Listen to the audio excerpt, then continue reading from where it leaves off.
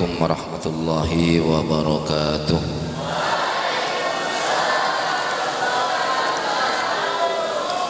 Alhamdulillahil qail fi ba'di ayatih. A'udzu billahi minasy syaithanir rajim. Bismillahirrahmanirrahim. Ya ayyuhan nabi, inna arsalnaka syahidan wa mubasysyiran wa nadhira wa da'iyan ilallahi bi'idnihi wa sirajan munira wa basyiril mu'minina bi anna lahum minallahi fadlan kabira wa la tuti' da'adahu tawakkal 'ala Allah wa kafa billahi wakila. Assalatu wassalamu ala rasulihil qail fi ba'di hadithi. Innama bu'ithu liutammima makarimal akhlaq. Wa qala fi hadithin akhar, innama ana lakum mithlul walid liwaladihi. Sadaqallahul azim wa sadaqa rasuluhun nabiyul karim wa nahnu ala dhalika minasyahidin syakirin walhamdulillahi rabbil alamin. Al-Mukarramun, para kiai, ya Haji Gulam yang sudah hadir pada kesempatan kali ini, para asatidz, ustadzah, muallim, muallimah, talibun, talibat, semuanya yang hadir. Usikum wa iyaya nafsi awalan bitaqwallah faqad fazal muttaqun. Ayat 45 surat Al-Ahzab. Allah mengawali panggilan kepada kekasihnya dengan sebutan ya ayyuhan nabi, wahai nabi. Ini salah satu perbedaan ikram yang Allah berikan kepada Nabi kita Muhammad sallallahu alaihi wasallam dibanding dengan nabi-nabi yang lain. Nabi yang lain disebutkan ya Musa, ya Nuh, ya Daud dan sebagainya, ya. Tapi terhadap Nabi kita yang namanya Muhammad bin Abdillah, Allah memuliakan dengan sebutan tugasnya. Pada ayat 45 surat Al-Ahzab antara lain contohnya ya ayyuhan nabi. Siapa nabi itu? Nabi adalah pembawa berita penting. Dalam Al-Quran ada surat An-Naba, berita penting, berita besar, berita utama. Maka pembawa berita ini disebut dengan nabi. Ya ayyuhan nabi, inna arsalnaka. Selamat datang di Jufri selaku Kabid Tarbiyah dan Taklim di pondok kita.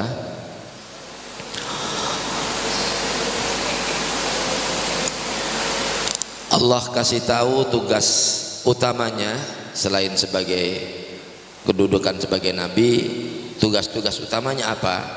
Dalam ayat 45 surat Al-Ahzab ini disebutkan, inna arsalnaka syahidan wa mubasysyiran wa nadhira. Selamat datang kespuan kita, pembina yayasan kita, ya Haji Budiman Mahfud.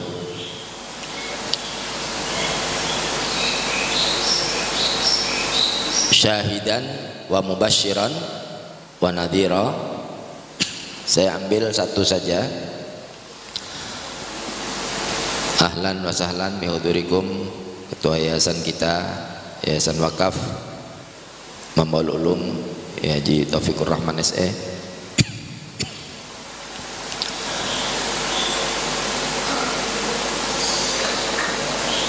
Lafaz syahidan artinya adalah saksi atau bukti Kalau kita menyaksikan pelaksanaan akad nikah yang dipandu oleh Pak Naib, biasanya oleh Naib itu disampaikan rukun nikah itu ada 5. Ada calon pengantin laki, ada calon pengantin, ada wali, ada 2 saksi, ada sighat ijab dan qabul. Sighat ijab qabul itu sah atau tidaknya ditentukan oleh pernyataan saksi. Betapa pentingnya kedudukan saksi. Tapi segitu pentingnya kedudukan saksi, begitu selesai pernikahan uangnya diberikan ke Pak Naib, saksinya nggak dikasih. Padahal luar biasa kedudukannya. Sah tidaknya pernikahan itu ditentukan oleh pernyataan saksi. Nabi kita Muhammad SAW sebagai saksi apa? Saksi bahwa beliau ini bukti dari sifat Rahman Rahimnya Allah. Kita biasa membaca sebelum makan, sebelum tidur, sebelum melakukan suatu perbuatan mengucapkan Bismillahirrahmanirrahim. Ar-Rahman itu sifatnya siapa? Rahim itu sifatnya siapa? Sifat Rahman dan Rahim menurut beberapa tafsir itu lebih luas Rahim daripada Rahman, atau lebih khusus Rahim daripada Rahman. Rahman muncul dari sifat Rahman ini, rahmatnya Allah untuk umum. Orang Islam dapat rahmatnya Allah, orang kafir juga dapat rahmatnya Allah. Dari mana itu? Dari sifat rahmannya Allah. Fir'aun kafir atau muslim? Tapi dikasih jabatan oleh Allah, diberikan kesempatan, jabatannya leluasa, mengatur militernya nggak tanggung-tanggung, semua nurut pada ketentuan Fir'aun. Karena Fir'aun mendapatkan rahmatnya Allah dari sifat Rahmannya. Fahim? Fahim? Tapi sifat rahmatnya Allah yang dari sifat Rahman ini terbatas, hanya ada dalam kehidupan dunia saja. Fir'aun punya kekuasaan sangat tinggi, Fir'aun punya harta luar biasa, Fir'aun punya kewenangan yang sangat luas dan tinggi. Tapi setelah akhir ajalnya Fir'aun masuk neraka. Fir'aun masuk neraka. Allahumma ba'inna na'udzubillahi min. Itu rahmat yang muncul dari rahmannya Allah. Atau contoh kecilnya begini, di tempat kita, di daerah kita suka ada orang memelihara ayam. Suka? Atau orang tua kalian suka minum ayam? Enggak. Tapi lihat ada ayam yang dipelihara oleh tetangga misalnya. Ayam itu angrem berapa hari? Berapa hari? Oh, seminggu. Ayam apa angrem seminggu itu? 3 minggu ya. 21 hari netes.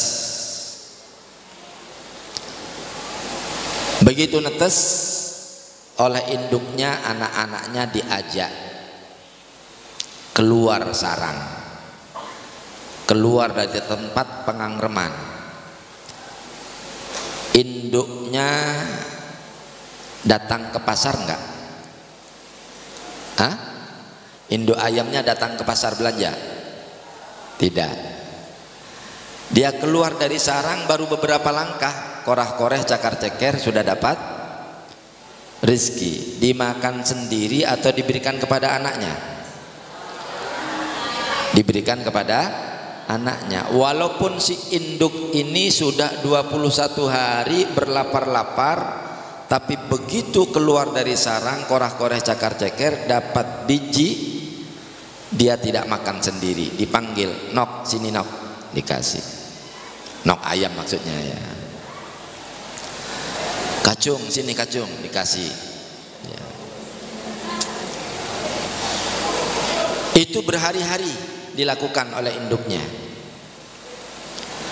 Tapi ketika usia anak ayam ini sudah mencapai 4 bulan atau 5 bulan, induknya sudah mulai tegar, sudah mulai paham bahwa anaknya sudah bisa merdeka.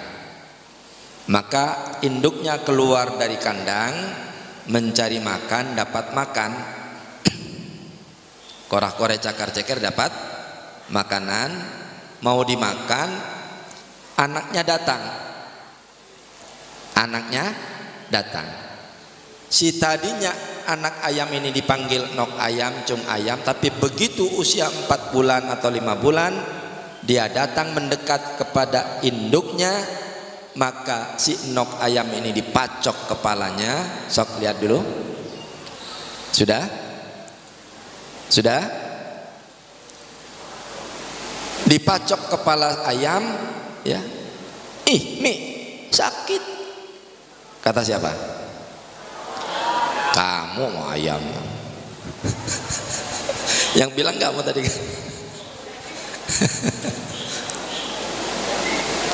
Si anak ayam kalau bisa ngomong, dia bilang pada Mimi, Mi, sakit Mi. Korah-koreh cakar-ceker lagi dapat makanan, kacungnya mendekat, dipacok lagi, cok, ih, Mi, sakit Mi. Kalau bisa ngomong.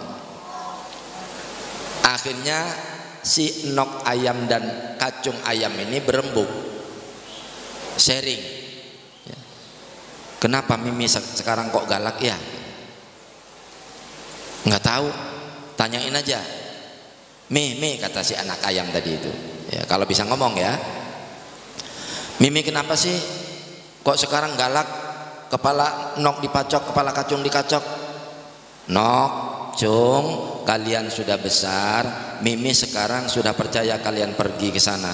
Memangnya Mimi kenapa? Miminya mau lakian lagi.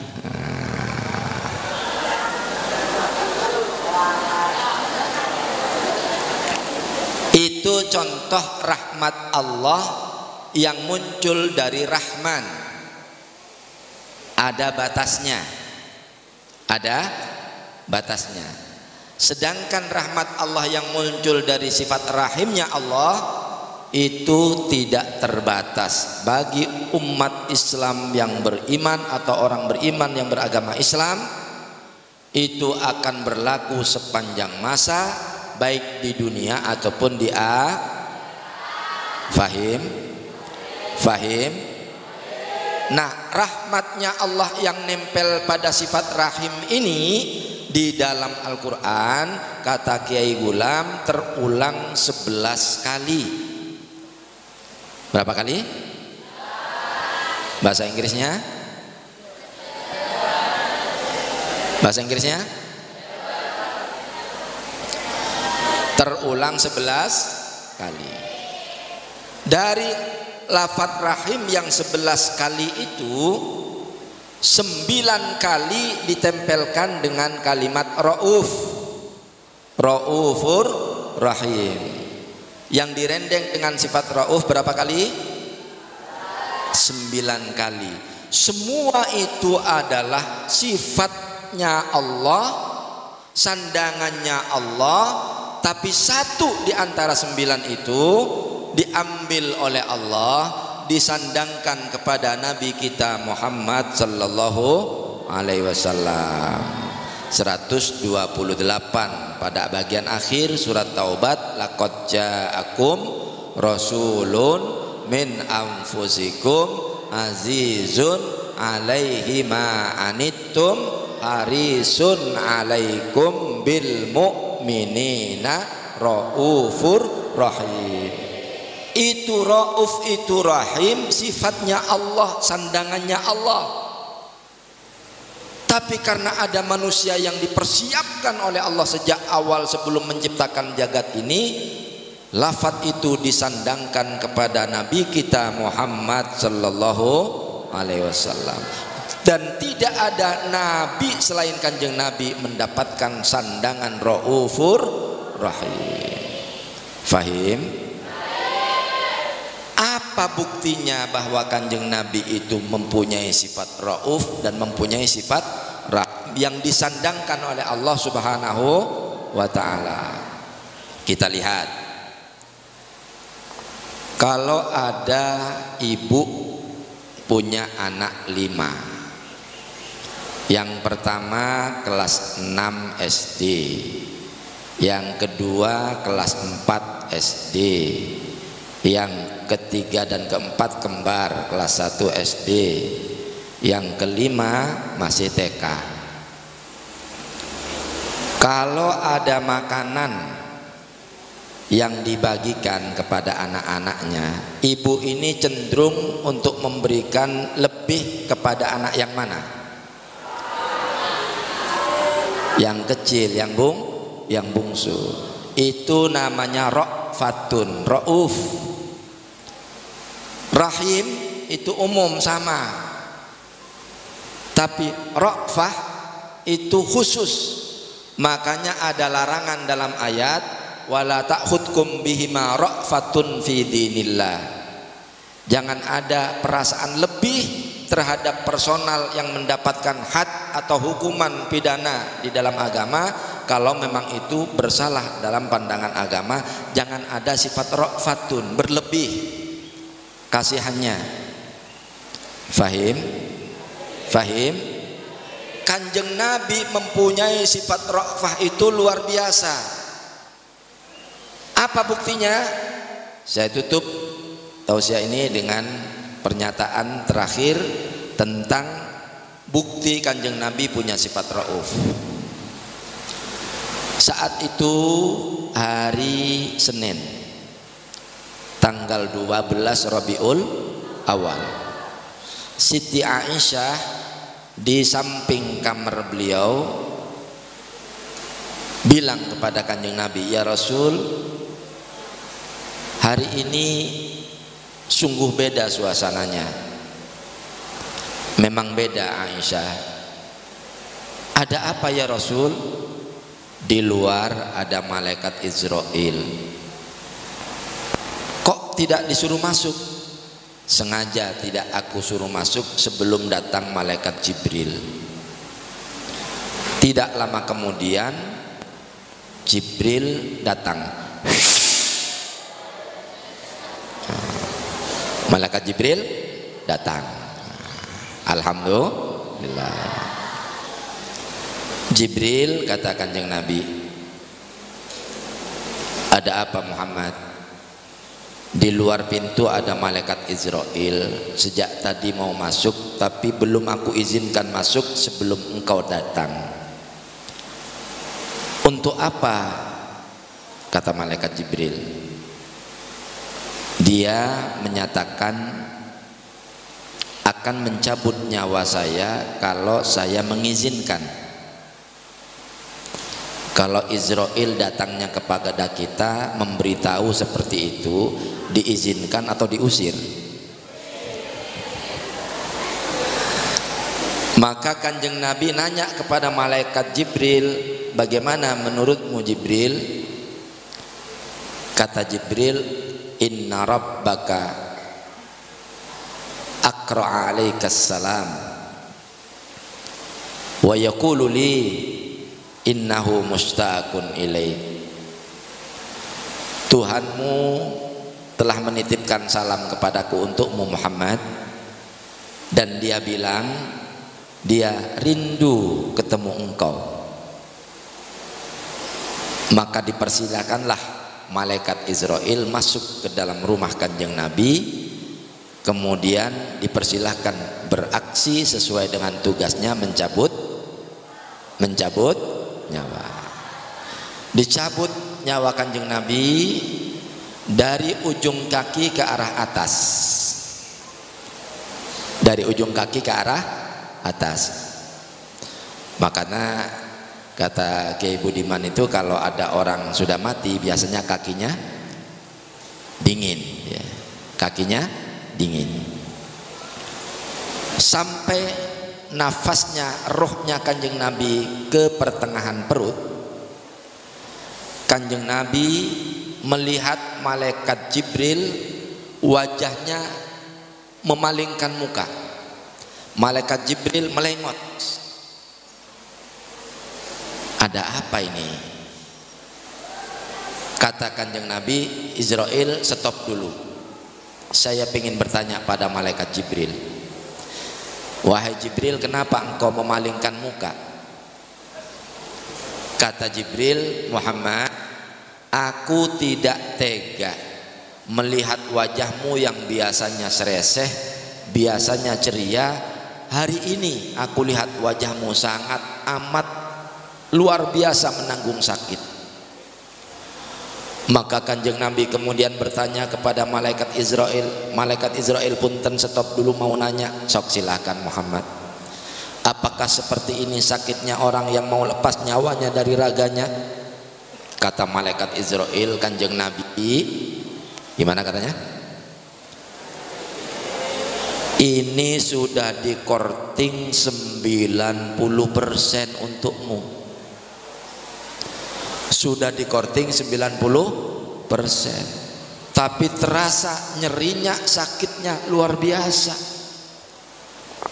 Sebab apa? Bala itu sesuai dengan tingkatannya, ujian itu sesuai dengan kelasnya. Kanjeng Nabi merasakan sakit mau lepas nyawanya dari raganya, padahal sudah dikorting berapa? Sallu ala Nabi Muhammad.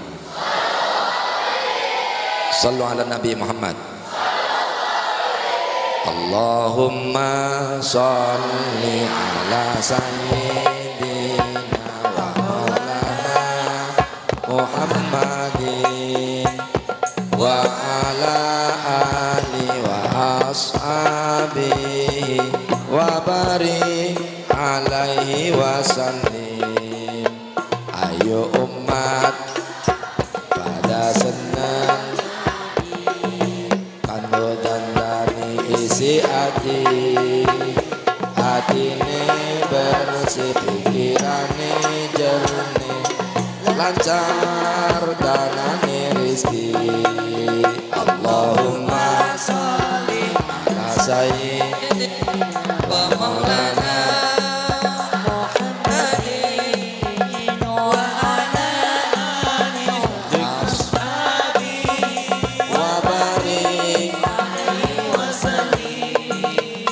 Segitu sudah dikorting 90%, ternyata masih terasa oleh kanjeng Nabi betapa sakitnya ketika roh mau meninggalkan jasad.